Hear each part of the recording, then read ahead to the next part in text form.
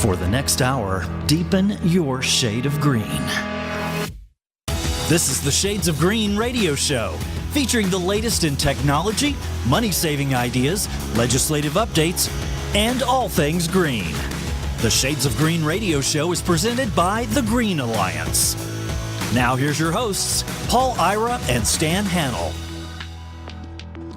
Good morning. This is Shades of Green radio show on KDWN 720 in Las Vegas. Our show is produced by Green Alliance and sponsored by NV Energy, and I'm your host, Paul Ira. In studio today, we have Keely Brooks and Jared Fisher from Las Vegas Cyclery and Ron Floth from RTC. Good morning, everyone. Morning. Morning. So today we're talking bicycles. We also in studio have Stephanie Ortiz, who will be recording for Facebook Live. So anybody on Facebook Live want to send in a question, we'd love to have it. And for our listeners, if you'd like to call in with questions for anyone, our number is 702-257-5396. That's 702-257-KDWN. So today's topic is bicycles. It's the month of May is National Bike Month. A lot of residents in Las Vegas may have been aware of how extensive our trail system is. A lot of trails here, especially around the perimeter of the city. So we have bicycling, hiking, as well as other recreational activities. We're going to talk about that today. Funding for the creation of our local bicycle trail system has grown over the last 20 years thanks to the Southern Nevada Public Land Management Act that was passed through Congress during the 1990s. The feds allow the BLM to sell public lands near Las Vegas and share some of the revenue through a special fund administered by the U.S. Secretary of the Interior to the state of Nevada to help make capital improvements for parks, trails, natural conservation areas, wildlife preservation, and statewide restoration projects. So today we're going to learn more about that from our guests, and let's start right in. Tell us about Las Vegas Cyclery and Escape Adventures. How did these companies get started? Well, I moved here in 1990, and I started at UNLV, and I saw an opportunity to develop some type of a business that was in cycling. And so I noticed Red Rock Canyon just right over our western shoulder here of the city and thought, hey, let's develop bike tours in Red Rock Canyon. It was something that hadn't been done, so we went ahead and started a company and went on to rent bikes all over the Strip.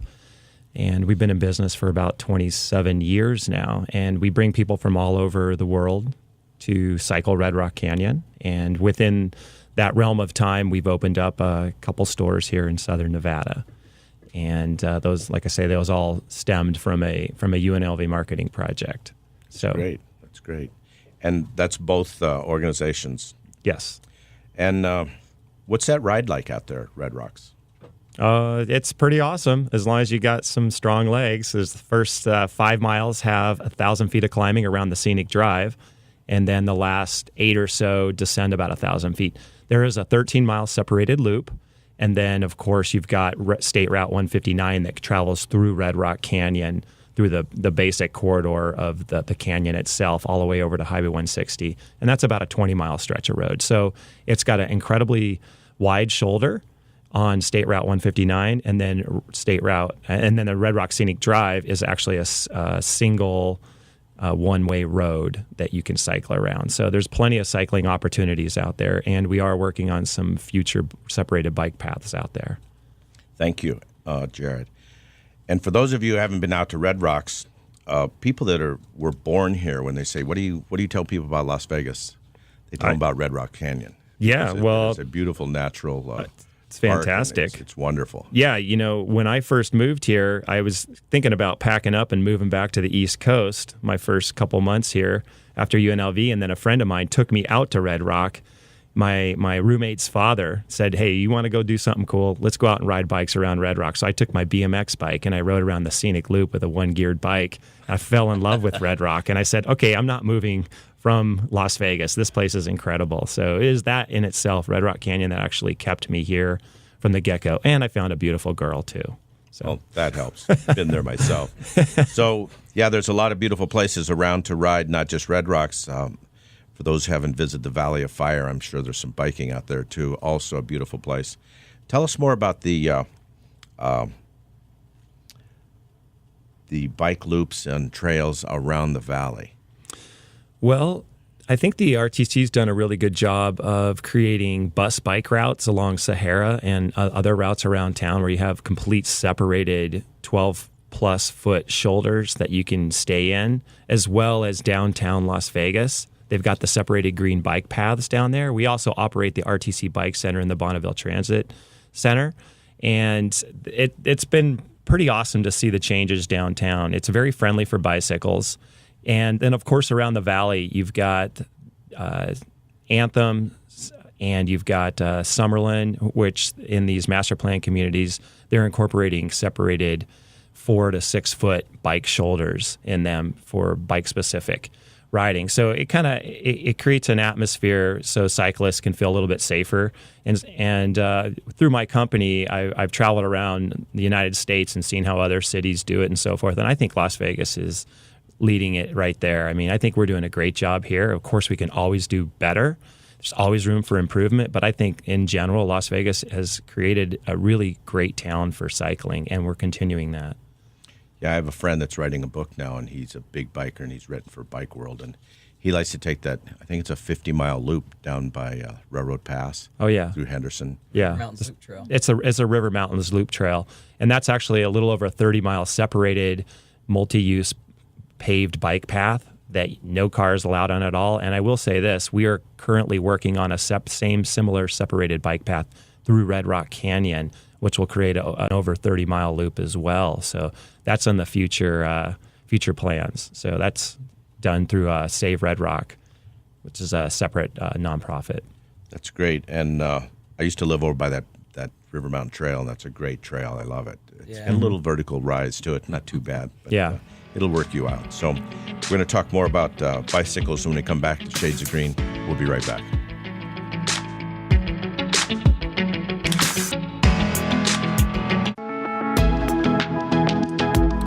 And we're back to Shades of Green on KDWN 720 AM in Las Vegas. In studio, we have Jared Fisher, Ron Floth, and Keely Brooks, and we're talking bicycles. Good morning, everyone. Good morning. Good morning. Las Vegas Cyclery store in Town Center in Summerlin is solar and wind power. Tell us about that. It's a LEED certified facility, so it's a beautiful place. Tell us where it's at. Thank you. Appreciate that. About your construction. Yeah, it's we developed the idea a little prior, about 2011. We wanted to build a business model that could be recreated, basically, for cycle stores as well as any other stores. So we went with we wanted to be a net zero energy and a LEED platinum building, which was kind of a tall order, but I figured, if a bike shop can pull this off, there's any business in America can pull this off, and we pulled it off. So we got 83 points, which took us into LEED platinum, which is the highest level you can achieve for environmental building standards. And then, of course, net zero energy, which is a facility that produces as much or more energy than they consume over the course of a year. So we have a 53 kilowatt solar array PV on top of the roof, which is specifically designed in certain angles. And then we have a wind turbine as well. What's your wind turbine look like? It looks like a fan, a fan on a stick, I guess. Okay. There's a lot of different wind turbines out there. And interesting. It's aesthetically been aesthetically approved by Summerlin, so it's kind of we had to go through some process with the Summerlin Howard Hughes Corporation for them to approve that, of course. But we came up with one, and it looks good, and it produces energy, 4 kilowatt power wind turbine. It's actually pretty artistic. Mm-hmm. It's not a regular looking, fan with blades. It's a unique. I think it's really unique. Yeah, Thank it's you. very cool Well, looking. like solar, wind power has come down in price a lot. There's Yes. a lot of different options out there. Unlike solar, which has basically used panels, there's a lot of different designs. We did a project up in Reno where they tested multiple wind turbines on top of City Hall. One of them actually blew up as the wind came up and they got up to speed. It actually blew up, came apart, came off the building. Yeah, I've seen that. Then the two best working ones, the companies went out of business. So, Yeah, you know what? I'll tell you right now. I've done 3 wind turbine projects. 2 of them exploded, and one of them's still working, which is over at the Cyclery. So if you want to talk wind turbines, we can have another conversation, but I know a lot about those. That would be a great topic for a show sometime. So tell us about the bicycles themselves that you're selling. Okay, well, we sell pretty much anything. We have a car in every lane, BMX and kids bikes and road bikes, mountain bikes, you name it. But I'll tell you what's really catching on now is the new e-bikes. And these are pedal-assisted electric bikes. You can almost not even tell they're electric bikes. And they're not throttle, but they are pedal-efficient bikes. So when you pedal, it doubles your amount of power that you're putting into it. So it kind of makes riding, if you kind of got out of shape and you want to go out and ride some routes with somebody who might be an avid cyclist and you're thinking, I can't keep up with them, well, now you can. So these bikes start about $2,700 and go up, but they're incredible, and it's a good way to get back outdoors and add some years to your life. Can you convert a bike to e-bike? You can convert a bike, but it starts to look pretty Frankenstein. Nowadays, the prices have dropped so much on e-bikes that you're going to want to just go with the new technology, lithium batteries and so forth. I mean, they look really sleek. Yeah, that's a great idea. What type of expeditions are offered through Escape Adventures? Well, like I was saying before, we started over 25 years ago taking people out to Red Rock Canyon. So locally here in Las Vegas, our market is a lot of the strip hotels and conventioneers that come here. So we take thousands of people a year out to Red Rock Canyon for half-day excursions, hiking and biking, road biking or mountain biking.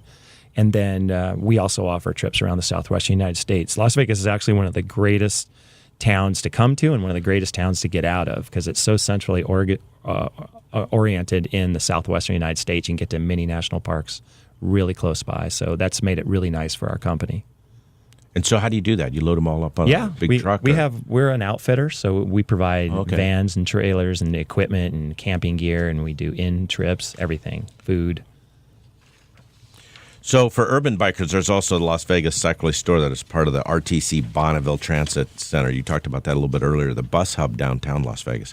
How does that business different from the store on the Town Center Drive in Summerlin? Well, it's got a different market. It's basically that the idea behind the bike center was to get people to travel from their homes, get on the bus, go downtown, and maybe who are working downtown we have showers down there and lockers so people can come down and not have to worry about being all sweaty at work and then get on the bus and go to wherever their destination is. And it's also turned into a kind of a local downtown bike shop where the locals come in and buy the little knickknacks and little things for their bikes like lights and so forth. So and it's a place downtown where people can get their bikes repaired.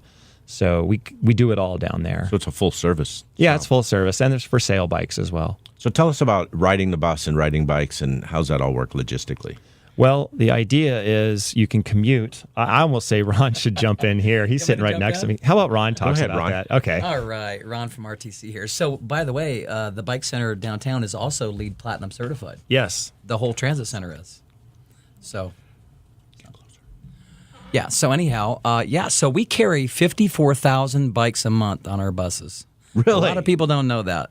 Yeah, more bikes than Portland actually carries. So a lot of people in Vegas. More bikes in Portland. Carries on their buses. Yeah. Wow. We carry more. That's why I wanted to talk about the logistics because people need to know that it's easy to ride your bike and get on the bus. It really is. So all of our buses have bike racks on the front, carry at least 3 bikes on every bus. And a lot of people are using those bikes to get to the bus, and they put their bikes on the bus, and then they use their bike to get their final destination. So a lot of folks in the resort corridor are using their bikes to get to and from connecting with the bus. So that's a really convenient way to get around town. You know, you don't want to ride the 30 miles to work. You ride the 1 mile to the bus. You put it on. and then finish your trip at the end. And I'd say some people bust their bikes en route, and so they leave them at the Bonneville Transit Center, the RTC Bike Center, and we're able to fix them while they're at work. Oh, that's a good idea. Works out. Mm-hmm. So there's a lot of people riding from downtown then, or in inner city. That's the idea. Yeah. Yeah. Yeah, we carry a lot of bikes. A lot of people using their bikes to get to work. Wow, that's incredible. I had no idea. Yeah. So tell us more about the biking around town. There's, I hate riding on the streets, but with the bike lane, that makes it a lot safer. You're never totally safe when you're around all those cars and crazy drivers, but it is a heck of a lot better than trying to ride in the streets, which I've done my fair share of. Yeah, people don't realize how many bike facilities we have. We have over 1,000 miles of total bike facilities in Southern Nevada. 651 of those are on-street facilities, being either bike lanes or routes, and over 370 are shared use paths, separate from the roadway. Like Jared was talking about, like the River Mounts Loop Trail and the 215 Beltway Trail, facilities where moms, kids would feel a lot safer riding on those. And Keely and I, and we always talk about this, we're trying to get the interested but concerned riders out there riding, and those types of protected facilities like shared use paths, River Mounts Loop Trail, 215 Beltway Trail, are going to be those facilities where those types of people will get out and ride because they feel safer. Good. Yeah. Well, one of the big things for me riding is the bicycle etiquette, riding on the correct side of the path, letting people know that you're approaching them. Let's talk about that a little bit, bike safety. Well, hi, Keely Brooks, Southern Nevada Bicycle Coalition. Thanks, Keely. Yeah, we're a nonprofit, all volunteers, and we work to make our streets safer. So I'm definitely for bicyclists, definitely interested in safety. So our trails, and like exactly what Ron was saying, when we have that barrier between the car and a motorist, that's basically the safest that you can expect to be. That's where we're trying to grow our trails, and that's why we're really encouraged that Red Rock? Red Rock is doing the loop trail and developing another trail. That's great. So we're going to talk more about bike safety when we come back to Shades of Green on KDWN. We'll be right back.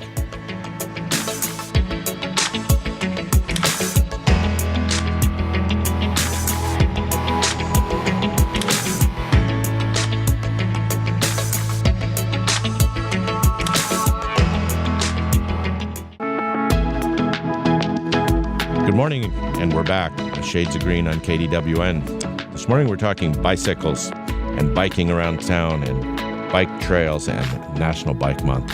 So we were talking about safety. Let's continue the discussion about safety and requirements for safety. Ron. Yeah, so one of the things you should think about first is keeping your head safe and wearing a helmet. You should always wear a helmet when you ride. Doesn't matter if you're mountain biking, road biking, whatever. Wear a helmet. Get one that fits and learn how to put it on correctly. So you want to make sure it's level on your head. Make sure you click the straps, just a little bit of distance in between your chin and the chin strap. If you ever crash with that helmet, you make sure you get a new one. You can't just crash them and wear them again. You get a new one and make sure you take care of it. Another thing you want to do is be visible when you ride. So you want to wear bright colors. That's why you'll see a lot of riders wearing really bright yellow, greens, or vibrant looking jerseys. We do that for a reason, because we want people to see us. That's the reason that we do that. One of the main reasons. And you just want to be safe. You want to think about riding predictably when you're on the road. You were talking earlier, Paul, about how someone passed you on the right side. When you ride predictably, cars and other riders know what you're going to do. They can expect your movements, and they're better able to avoid you. I like that. Ride predictably. Predictably, exactly. Let folks know what you're doing. We see people riding on the sidewalk sometimes. It's not illegal to ride on the sidewalks in Southern Nevada, but it's not the best place to ride because cars aren't expecting you to be there. So riding predictably, using your hand signals, signaling left, signaling right, even just the act of looking over your shoulder back lets cars and bikers behind you know that you're going to do something. Mm-hmm. I'd like to also add about bike safety. The Southern Nevada Bicycle Coalition has initiated More Space, Keep It Safe initiative, and that is where we're trying to educate motorists and other bicyclists and all users of the roadway that there's a 3-foot law, so that motorists, when they overtake a bicyclist, are supposed to move into the farmost left lane.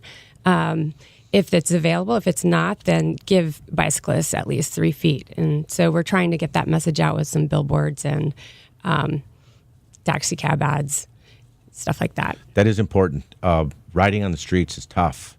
We don't like to ride on the sidewalks too much, but the busy streets, like I'm riding on Flamingo, it's just so busy, I won't even get in that street. But having that extra space is a really good idea, and being predictable again so that cars can kind of determine what you're going to do is a very important idea. And I just want to also add that I always make sure that I have eye contact when you come to an intersection or a motorist is coming up to an intersection. Make sure you have eye contact with that driver before you move in front of them, because they don't see you. They're not looking for bicyclists, like Ron said. Mm-hmm. And realize it's a sunny place. And when people are riding into the sun, they can't see hardly anything. Mm-hmm. So be aware that if people have sun on their windshield, they may not be able to see you at all. So take care of that. Yeah, I always tell people to ride like they're invisible. Imagine you were invisible riding your bicycle and nobody sees you. That's a good idea. Yeah. Ride invisible, ride predictably. Mm-hmm. It's good stuff. And be courteous. Actually, I just want to add one more thing. I like the Union Pacific Trail and paved trail. There's these buttons that you can press when you cross over the streets, and it's really important that bicyclists use that, and because it indicates flashing lights to the motorists. It gives them a warning that you're going to be crossing the street, and it gives them more time to stop. It's really important that we use those devices that the cities and municipalities have put in infrastructure to make us safer, and be courteous to the drivers when they let you pass. And one thing I want to add too is cyclists out there, we're all cyclists here in the room, make sure you obey those traffic laws. When you come up to a stop sign, just stop for a second. That way, if you run that stop sign or you run a light or whatever, cars are going to see that and they're not going to know what you're doing. If you try to obey those laws, you're going to be more predictable. Cars are going to know you're acting just like a vehicle does, and that's what we need to do. Absolutely. Cyclists need to act just as other vehicles do.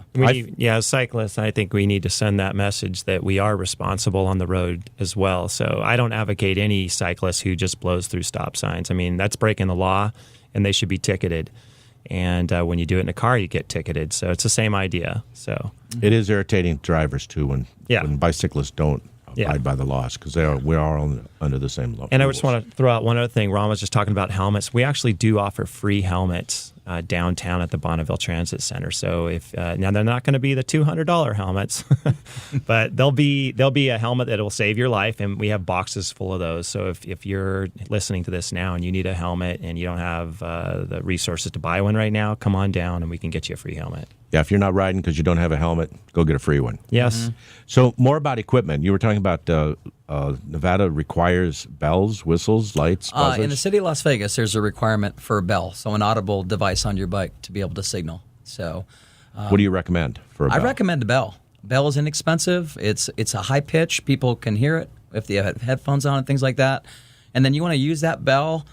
I use it all the time on the trail. When I'm riding down the trails, I let people know that I'm coming so they're not startled. And when you come by, they don't jump in front of you. Or if they have a pet on a leash, they'll pull that pet in close if they hear somebody coming. So you just want to be respectful and let people know that you're there. Again, predictability. And then when you're passing someone, let them know on your left. Mm-hmm. Mm-hmm. And don't pass on the left.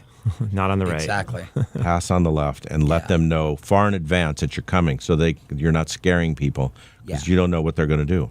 I've seen it. I don't know what it is about kids who you come across. Kids, they love to cut in front of you. Instead of just staying right where they're at and going beside you, they want to cut right in front of you. So it's very important that people know where you're at on those trails. That's exactly. So being predictable and being safe.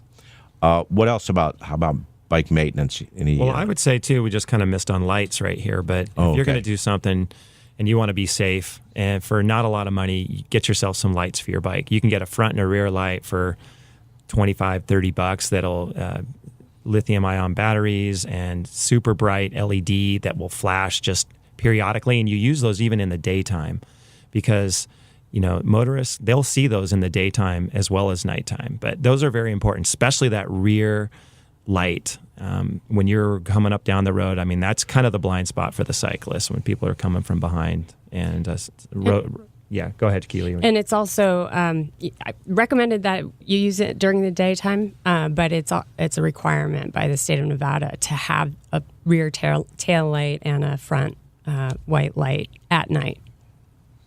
Okay. And or reflective material. Reflective material and strips are really inexpensive. You can put them on your bike. You can put them on your clothes.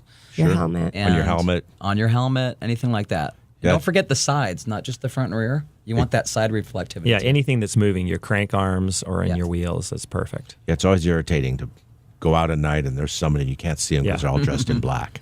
Yeah. Like, what are you doing? And don't take the reflectors off the spokes when you buy your bike. They're on there for a reason. Yeah, you can't get too much reflective material on your bike or your clothes. Yeah.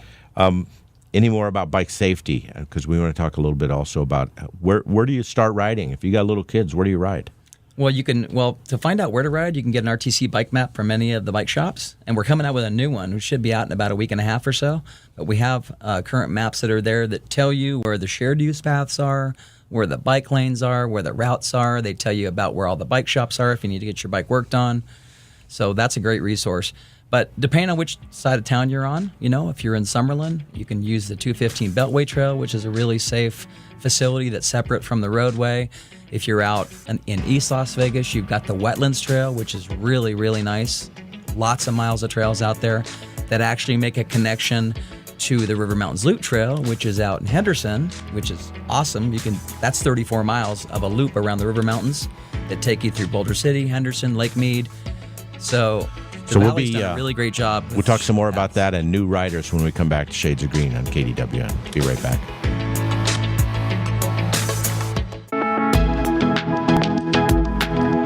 We're back to Shades of Green on KDWN, 720 AM in Las Vegas.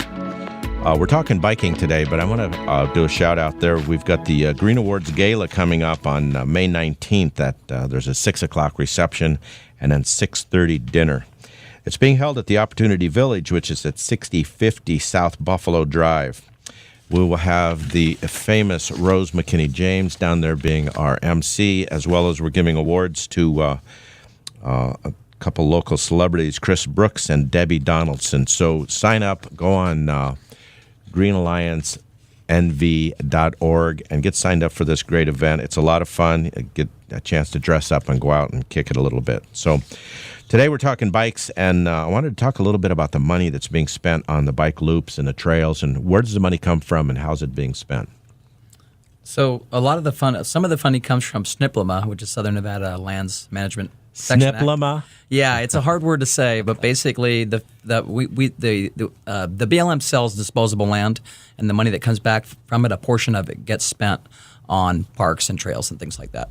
So the Valley's done a really good job with utilizing that money. The River Mountains Loop Trail used part of that money to build that trail. Other parks and trails around the Valley are using SNPLMA to fund those projects, which is a great way to fund those projects. Gets people out, exercising, makes them healthier. Another way the funding comes through is through sales tax and fuel tax revenue. Some of that money is spent that way too. And the cities, the RTC allocates the money to the cities, and then the cities then choose those projects, whether it's going to be parks, trails, roadways, and including bike lanes and routes on those roadways. So the money goes through RTC? FRI money and sales tax money comes through RTCs, goes out to the entities for projects. Okay, good. Mm-hmm. We're the MPO, the Metropolitan Planning Organization that helps orchestrate that. So we started to talk about it, and I think we glossed over it a little bit. New riders, where can parents take their young kids or whatever, any kids, and go ride and teach them to ride and keep them safe? Well, I would suggest some of these multi-use trails where you're away from traffic, and those are a great place. So the River Mountain Loop Trail, the Wetlands Park Trail, the 215 Beltway Trail. Beltway Trail. Mm-hmm. Summerlin has some really nice bike paths going through some washes and so forth, which are really nice. And I would say that Henderson's done a fantastic job with their separated bike paths. So Henderson has done a lot of efficiency on their bike paths, too. They have LED lighting on some of their paths that dim until you get up close to them, and then they light up. Yeah, I'll tell you what. I live in Blue Diamond, and I like to, once a month or so, I like to do a 100-mile bike ride through the night, and I love going through Henderson because I get on the railroad trail and the River Mountains Loop, and sections of those have those lights that come on for me at night. So I'll be out there at 1 a.m, and these beautiful LED lights just pop on as I'm riding, and then they turn off as I pass those lights. Right. Most people probably don't think about riding at night, but it's great riding out there. It is. Especially in the summertime. In the summertime. Still 100 degrees. Still 100 degrees. At midnight. And you still break a sweat. Another place you could do it, too, are parks. Most of the parks have trails that are on the perimeters of the park. So if you're just teaching your kids how to ride, that's a great place to take the kids. Great idea. Talk to us about bike maintenance. What's the best way to maintain your bike? Is that something you should do annually or what?